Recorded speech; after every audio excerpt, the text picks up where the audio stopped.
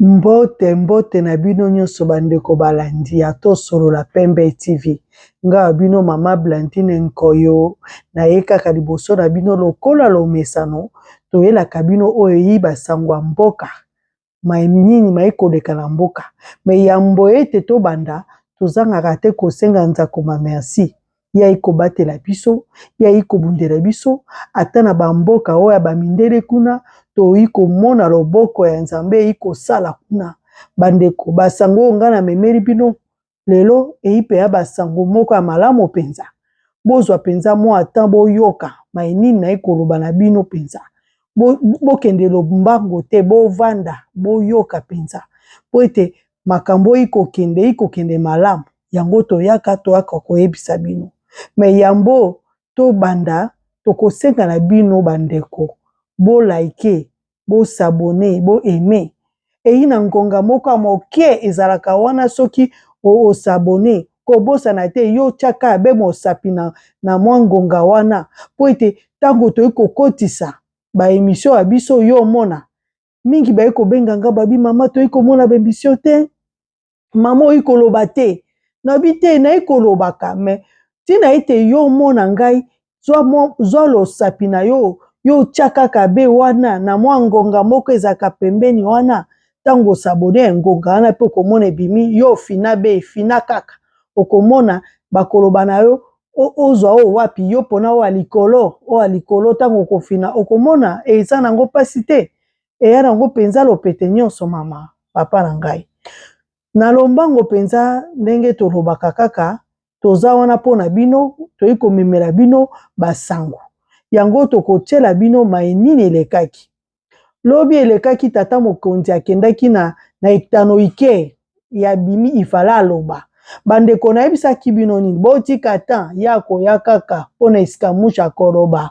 alobi ma ebele mingi penza me biso tokozwela bino mwalo ndambo oyo biso tomoni tokoyela bino komsa bino boyoka po ete alobi ayanoli mituna ebele batuni ye mituna ebele ayanoli me bino boko tokotia nyonso te soki bolingi bomona toyebisi bino boke na RTN te bokomona me tokotiaka mwa mukie mpona toya kaka totia maloba yango toza pe lisusu na mwa basango mosusu na niveau oyo ya Amerika mayi kobaluka na kote ya Kagame nga nayebisaki bino ni bato wana toyebi bango malamu balingaka bango maboko na bango eza bosoto te bakozwa moto mosusu batiebe liboso bango babatami na nsima tango bamoni ke moto wana liboso alingi asala ete bango bamonana babima na poasa omona bakosala nini balongoli ye yango komona lelo bakomi koloba kuna na mboka na bango bandimi M23 ke na nsima M23 eza ba Rwandais liboso bamanda ekondima te soki tolobi kaka o Rwandais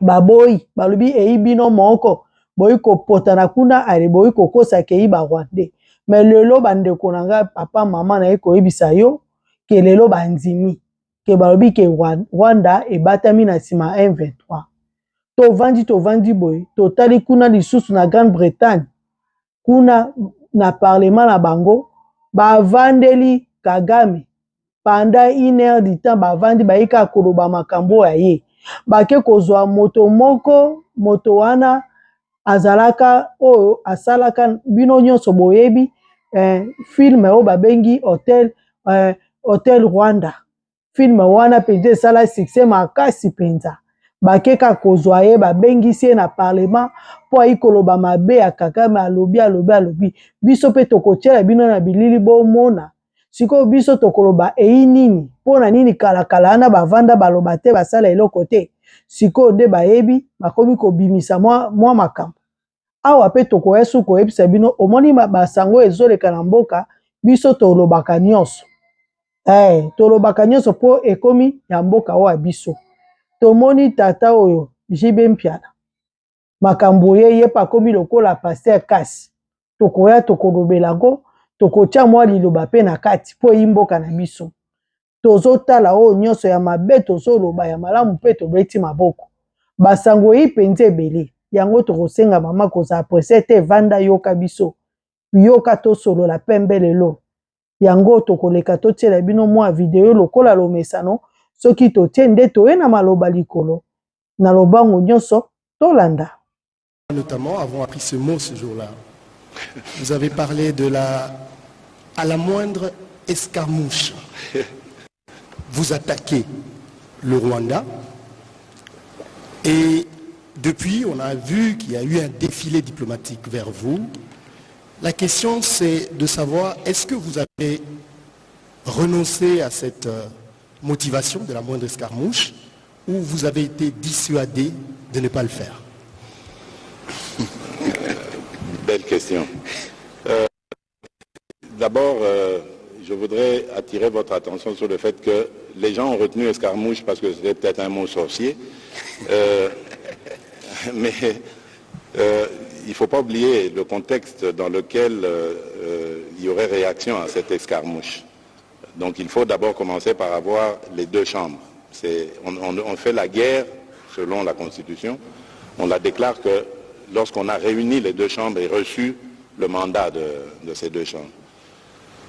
Et puis, le contexte dans lequel nous sommes aujourd'hui, je peux vous le dire, je suis un observateur privilégié de ce qui se passe, ne me permet pas de mettre en pratique ce que j'avais dit. Pas parce que je ne peux pas ou ne veux pas, mais parce que tout simplement, il y a suffisamment d'initiatives qui font que observer la paix est une attitude beaucoup plus sage que de se mettre en posture de guerre. Il y a par exemple l'initiative du président João Lourenço. Je vous ai dit que le mardi prochain, je serai le premier à lui rendre visite avant qu'il ne reçoive le président rwandais. Il y a l'initiative du président de la communauté économique d'Afrique de l'Est, pas économique, le président Salva Kiir, qui a la présidence en exercice pour le moment de notre organisation régionale, qui va venir à Kinshasa et après aller aussi à Kigali et Bujumbura, etc. Donc, il y a l'initiative américaine.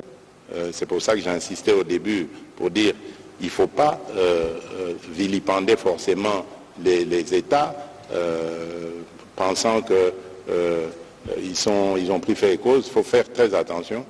Ce n'est pas toujours visible les efforts comme ceux-là, mais ils sont d'une certaine efficacité. Et ici, ma priorité à moi, comme je l'ai dit, c'est la paix. Je la veux, la paix. Je veux la paix définitive pour mon pays et mon peuple. Et pour ça, je suis prêt à accepter de mettre entre parenthèses mes velléités belliqueuses aussi. Elles doivent sortir en moi. Donc je les mets d'abord en pause parce que je veux donner la chance à la paix. Si on peut obtenir cette paix de manière, pas par la guerre, j'allais dire, avec des méthodes non guerrières, mais je signe des deux mains pour l'avoir. Mais maintenant, s'il faut faire la guerre pour avoir la paix, je signerai aussi des deux mains. Ça, il n'y a pas de problème. Et l'Assemblée nationale et les Sénats seront consultés les moments venus pour donner leur avis. On va prendre la question de... Bande konanga biso anatoso la TV tola la kate. Tologi to ebati na nini tata mokonzi alobi ete makambo ya extra musho wana e vanda mwa pembeni ya lingi la paix ya lingi kimia.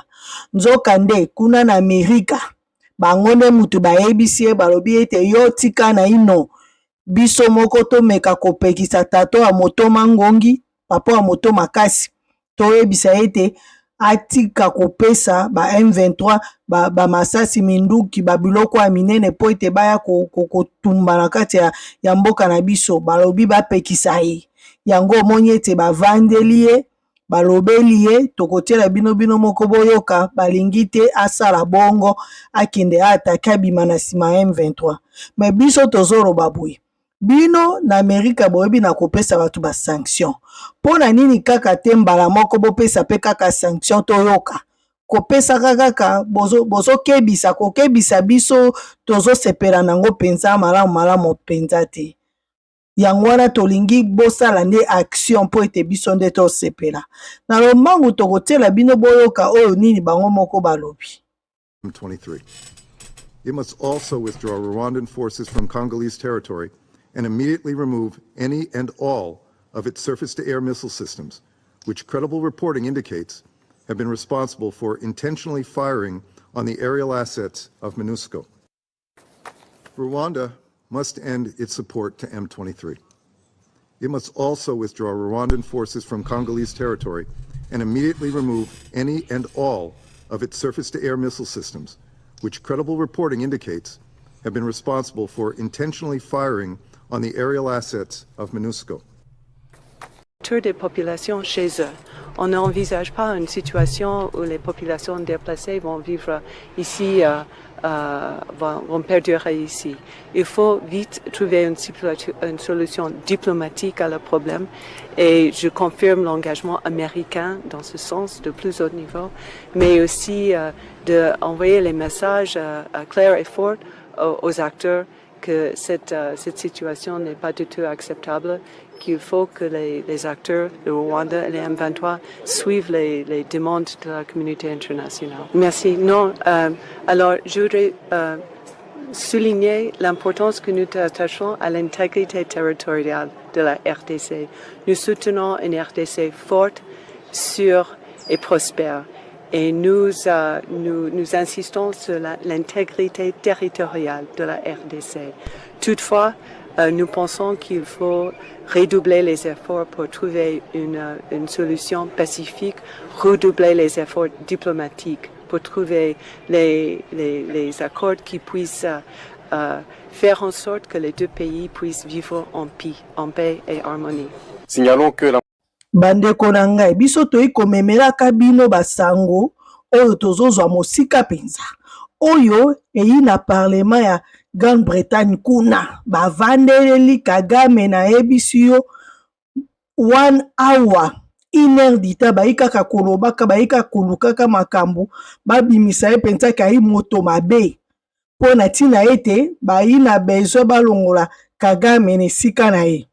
Bake kozwa tata oyo nga na yebisi yo ke tata oyo bakanga ye asalaki ndenge ezalaka filme azalaki na hotel Rwanda avivre azala wana sikoyo abikisa nde bato bazalaki na kati ya hotel oyo ye tango bato bajournaliste bakomi koya bazoluka ye Kagame na gouvernement na ye yoki zuwa etindela ye moto aboma ye akima akenda libanda malgré akenda libanda bandeko nazoyebisa yo mboka wana eyi malamu te balukela ye bato moto balukela ye moto wana bima lokola ye aza burundais nzoka nde ye azaka rwandais aza pasteur abengisa ye mpo bakende bushmura bakomi na Dubai bakoti baleva bakidnapa ye bamema ye batortira ye babeta ye moto abimisaki ye eza Bill Clinton moto abimisa ye na kati ya boloko mpo apesaki mitindo abima yango wana bima me bato mingi bakota na boloko wana babima te ye nde abima mpo ete mokonzi Amerika nde apesaka mitindo abima yango tokotiela bino mpo ete eza mpenza molai mpenza tokotiela bino mwa moke kaka boyoka oyo nini ye moko akoloba. Où Kagame l'a initialement kidnappé puis relâché, soulève des questions sur la prise de décision de Kagame, laissant entendre une tendance possible à agir sans une considération approfondie des conséquences. Le kidnapping de Rusesabagina a eu la conséquence inattendue d'exposer davantage Kagame, sans gain apparent pour lui. Au lieu de cela a donné naissance à 2 activistes des droits de l'homme, Karine et Anaïs Kanimba, des figures, jusqu'alors moins connues, attirant l'attention et amplifiant leur voix. Les erreurs de calcul de Kagame ont eu une répercussion supplémentaire. Paul Rusesabagina a pris la parole devant le comité mixte des droits de l'homme du Parlement britannique aujourd'hui. Sans les actions de Kagame, l'invitation de Rusesabagina au Parlement britannique n'aurait peut-être pas eu lieu, coïncidant avec le témoignage précédent de sa fille Karine Kanimba. Rusesabagina a mis en lumière divers problèmes, notamment les abus systématiques des droits de l'homme par Kagame à travers la répression transnationale. Il a souligné l'impact significatif avec des millions de personnes tuées et déplacées par le groupe M23 de Kagame en RDC et les Rwandais faisant face à des persécutions pour avoir dénoncé les injustices dans le pays. Rusesabagina affirme que Kagame entretient des maisons sécurisées pour la torture et le meurtre de Rwandais, les qualifiant de maisons de boucherie.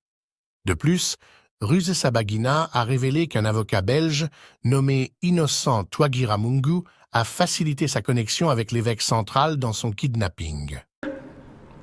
No, nobody is independent from the government in Rwanda.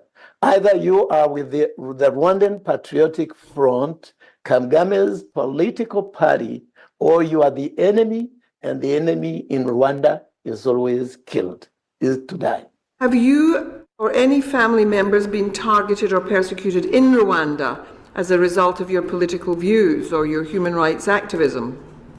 Well, when I was in prison, my brother, my younger brother, was called to come to talk to the Rwandan Investigation Bureau almost every week. If you go online, you will see my sister being.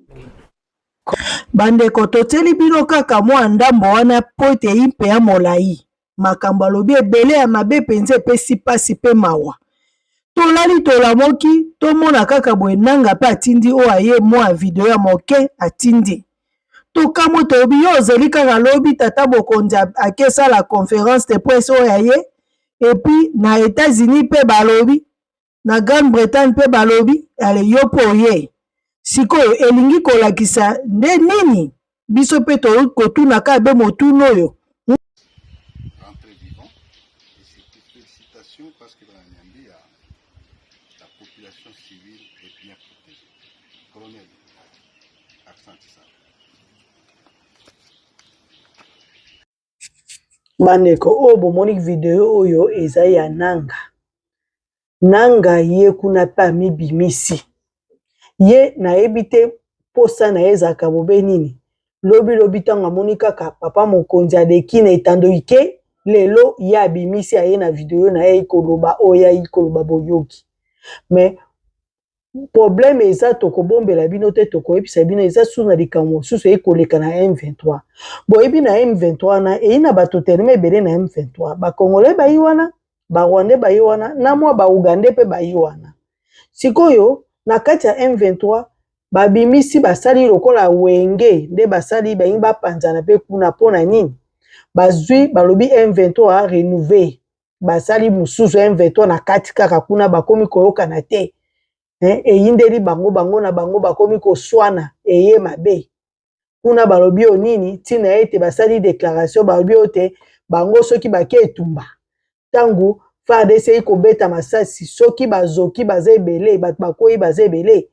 Bango bazwaka kaka ba Rwandais bazwi ba Ugandais bamemi bango batie bango na hélicoptère bamemi bake kopesa bango traitement ya bien mais soki batali Congolais batiki Congolais bazotala bi o nani o ayi nani o ayi Congolais evanda o ayi nani o ayi Rwandais ekota bazwi bamemi bake na traitement bango pe bakomi ko réclamer babi ezalaka te biso nyonso toyi kobunda biso nyonso toza ndenge moko na ntina nini bino boyi kopona soki tokwei na etumba boponi bozwi bilongi ya ba Congolais botiki ya bango ay botali ya Rwandais akwa Rwandais eza nango facile soka otali mwa elongi ya mwa kokonda mwa mokie mwa zolo mwa songe orbi odi naza Rwandais bamemi ye ata zolo bata ata lali boy bakotala ka beboy mwa misu mwa elongi molai babi ayi Rwandais bamemi ye metant bamoni mwa Congolais mwa elongi ya kovimba mwa musuni batayi babi ota ayi Congolais vanda bango pe basiliki balobi makambo balingi yango te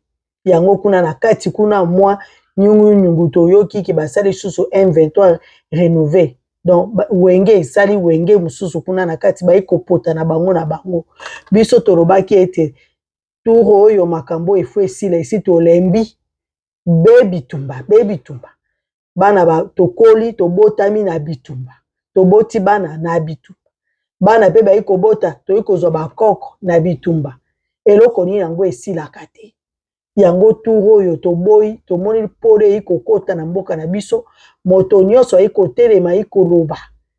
Un combat, il y avait un travail et je vous dis Dieu a béni la RDC, Dieu a lavé la RDC. Nous allons voir des choses dans cette nation, même par rapport à la guerre de l'Est, nous allons voir des choses cette année, nous allons vivre des choses. Dieu a purifié cette nation.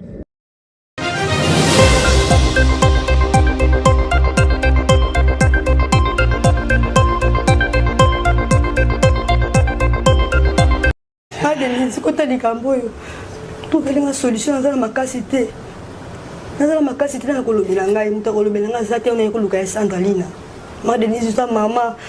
Ozape na bana basi kota likambo na ngai. Mawa. Naza muta kolandela ngai likambo te na souffrir na patienter bana 7 ans. Na zela presa sunganga meti lelo. Presa yembanga téléphone te. Lelo ko momo na lokwa salité moko boye. Akota la ngosusute. Mais ye muta baby CV na bandana âge 11 ans. Bandeko ndengo bino mo boyi komona yango mboka oyo ya biso boyi toyebaka te toyiba to ba sentiment makasi mwana oyo boyi komona za mwana mokie bazwi ye tango bazwi ye wana na âge oyo ye balobi yo bamisu babia azalaki na 11 ans ye moka alobi te nazalaki na 9 ans tina ete kobanga babaki so na obi 9 ans eyi mabe mingi naloba kaka na ye na 11 ans po batikanga mwana moke boye boke kobitisa ye na bamikolo bongo ezalaki nini tango bino boye kosala ayi mwana moke entourage oyo ye be mikolo balobaka makambo ya mabe be bosoto siko mwana wana bino bolingaki ye asala ndeti nini boni bokotika be mwana moke bongo akoma kobina akoma danseuse na âge oyo ye bokoya koyebisa biso te eike mboka na biso pe bebe Chanda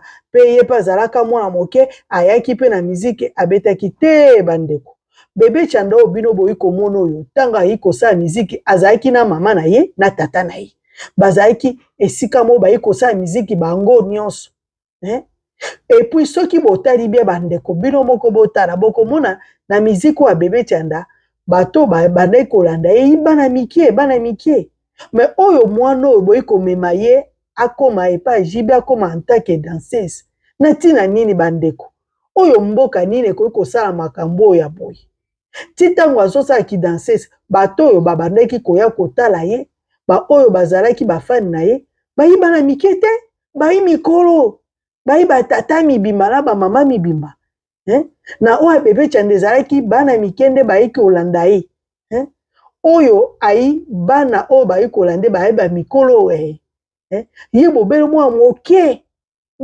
bato nyonso bazingizinge batato bozomona batata mikolo oyo bazobina na ye bazoyemba na ye yango tozosenga na bino makambo ifo botalela biso bakonzi botika yango ekontinue te po soki bino botali te bokomona bakobelela kaka bino po soki ese yindeli bango kuna okomona mama Denise etalela biso likambo oyo mama Denise etalela biso likambo oyo tango yo kendaki kuna mama Denise moto atindaki yo sikoyo yo yoki bilengi yo osali bongo osali olio sikoyo ozoya mama Denise etalela bino yango omoni makambo biso ifo tolobela kango ifo todenosa kango ifo togangaka toboya yango gouvernement esika bino bozali bolukela biso mibeko oyo boye tolingi yango sute bebe Chanda ye azalaki na baboti oyo aye bayembaka na baboti oyo aye bande kolanda bebe Chanda pe atangaki classe oyo bozotangisa kelasi moko boye ayi mwana me lokola mwana te mpona nini boye sikoyo oyo toyi koyoka bosoto oyo bosoni oyo toyi koyoka oyo yango tozosenga na bino bozokendaka koluka mibeko kuna badepute oyo bino bolingi boke kosala mosala bolukaka mibeko oyo tolingi komona su makambo oyo te tolingi komona makambo oyo te basentiment ya boye mwana moke ayi kobina aleboko mise danseuse na tina esi omona ngo wapi mwana moke boye azobina mabina pe ayi kobina eyi pe mabina malamu te boyi komona ndenge ayi kokita te eyi malamu te yango tozosenga na bakonzi botala likambo boke kolukela biso eyimi biko tomona susu makambo te po toza na besoin na yango pe te.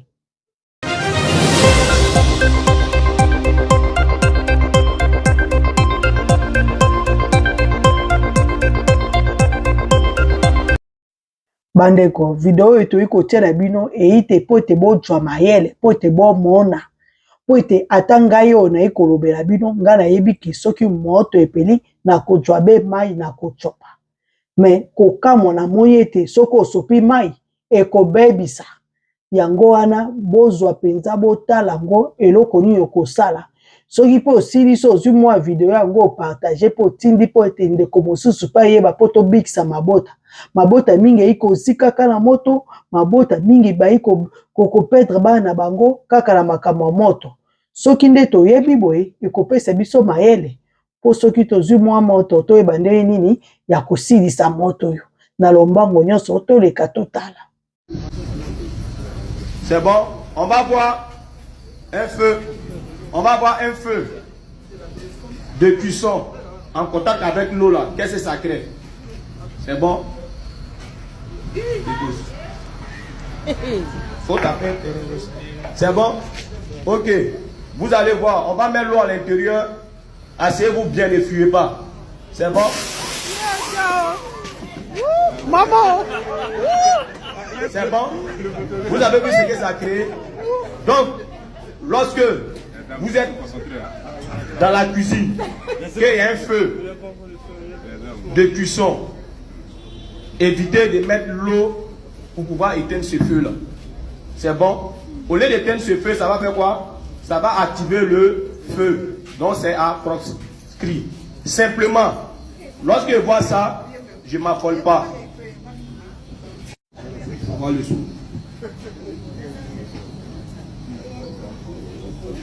Je vais plonger dans l'eau. C'est bon? Je vais presser ma serviette.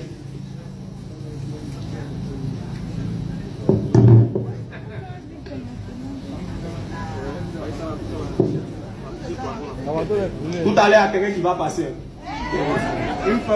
C'est bon? Là, je fais quoi? Je regarde la direction du vent. Ça va vers où?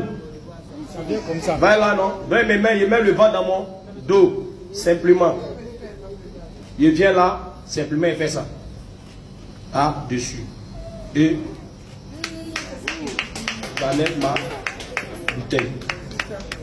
Et autre. J'éteins le gaz. C'est bon? Tout à l'heure, on a dit quoi? Pour qu'il y ait feu, il faudrait que trois phénomènes soient réunis. Le combustible, le comburant et l'énergie d'activation. Actuellement, il y a le combustible et l'énergie d'activation. Mais il n'y a plus de comburant, c'est-à-dire il n'y a plus d'oxygène. Si tout à l'heure j'ouvre, vous allez voir que le feu va s'allumer. Ouvre. Off.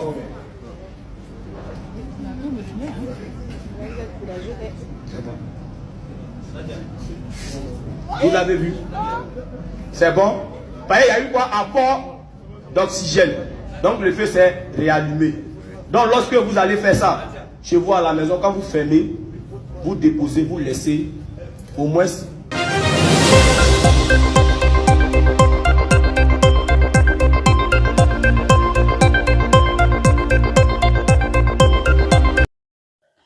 Merci na bandeko nyonso bozwita na bino bosi na kolanda to sur la Pembe TV o nyonso toyeli bino na pokwa na tongo na lelo.